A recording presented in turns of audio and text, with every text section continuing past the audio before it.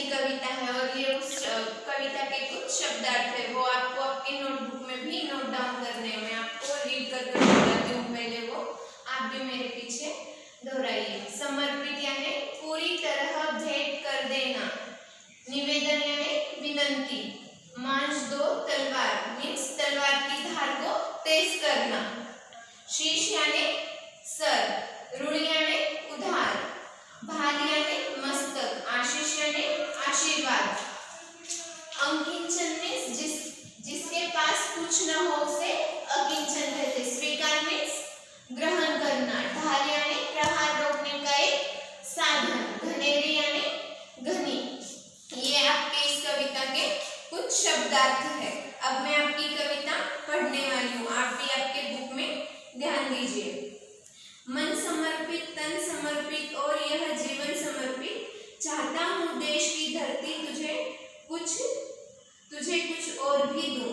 यहाँ पर इस 3 पंक्तियों में क्या कहा है कवि ने कि मैं अपना मन भी तुझे समर्पित करता हूँ हे धरती माँ, और मैं अपना तन भी तुझे समर्पित करता हूँ, और मैं अपना ये पूरा जीवन भी तुझे समर्पित करता हूँ। चाहता हूँ कि मैं देश की सेवा में और भी कुछ दूं। माँ तुम्हारा ऋण बहुत है, मैं अकिंचन, किंतु इतना कर रहा हूँ फिर भी निवेदन। थाल में लाऊं सजाकर भाल, जब भी कर दया स्वीकार लेना यह समर्पण। इस 4 लाइन में कवि ने क्या कहा है? माँ मैं तुम्हारा ऋणी हूँ। ऋणी मीन्स मैं आपका उधार नहीं चुका सकता हूँ। ऋणी हूँ मैं आपका बहुत। अकिंचन मेरे पास आपको देने के लिए कुछ भी नहीं है, पर मैं आपको इतनी निवेदन कर रहा हूँ कि मैं जो भी आपके लिए थाल सजा कर लाया हूँ वो स्वीकार कर लो। थाल भरकर भाल जब भी लाऊं कर लेना स्वीकार। भाल मीन्स जब भी मैं अपने देश के दुश्मनों के सिर काट कर लाऊं तो आप उसे स्वीकार कर लीजिए, ऐसा कहता है। गान अर्पित, प्राण अर्पित, रक्त का कण कण समर्पित, चाहता हूँ देश की धरती तुझे कुछ और भी दूं। मैं इस लाइनों में कवि ने क्या कहा है कि मेरा गीत भी तुझे अर्पित है और मेरे प्राण यानी मेरा जीवन भी तुझे अर्पित है। रक्त का एक एक कण मीन्स मेरे शरीर में का जो भी रक्त है वो भी तुझे समर्पित है। चाहता हूँ देश की धरती तुझे कुछ और भी दूं। क्या यहाँ पर सैनिक फिर क्या बोलता है कि मैं और भी तुझे कुछ देना चाहता हूँ। मांझ दो तलवार को लाओ न देरी, बांध दो कसकर कमर पर ढाल मेरी, भाल पर मल दो चरण की धूल थोड़ी, शीश पर आशीष की छाया घनेरी। मांझ दो तलवार मीन्स कि मेरी तलवार की धार तेज कर दो। इसमें देरी न करो। बांध दो कसकर कमर पर ढाल मेरे मीन्स मेरे कमर पर एक ढाल बांध दो। भाल पर मल दो। भाल यानी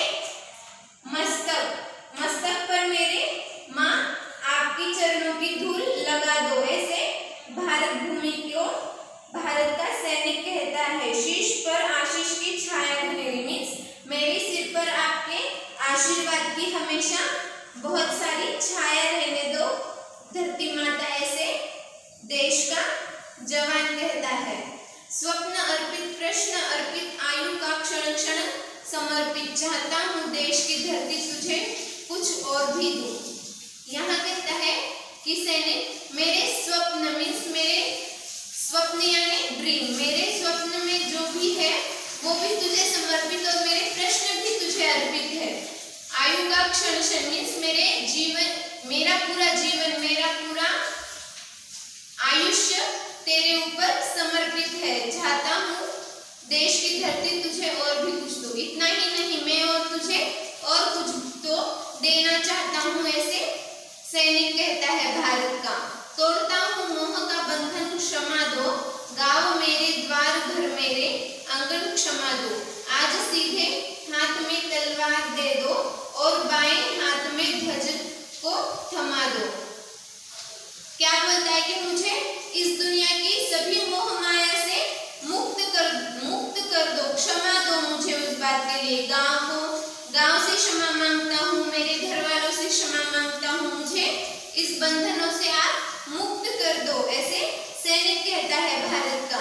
और मेरे एक हाथ में, सीधे हाथ में मीन्स राइट हैंड में तलवार होगी, तो मेरे लेफ्ट हैंड में क्या होगा, भारत का तिरंगा होगा, ऐसे भारत का सैनिक कहता है धरती माँ को। सुमन अर्पित, चमन अर्पित, नीड़ का तृण तृण समर्पित, चाहता हूँ देश की धरती तुझे कुछ और भी दूं। सुमन यानी फूल, फूल को सुमन कहा जाता है। फूल तुझे अर्पित है, चमन मीन्स पूरी बगीचा तुझे अर्पित है।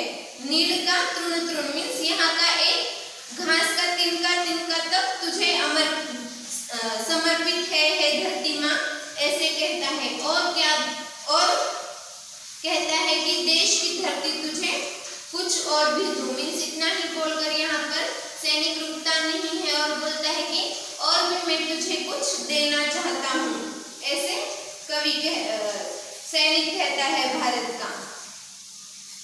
हमें इस कविता से क्या समझना है?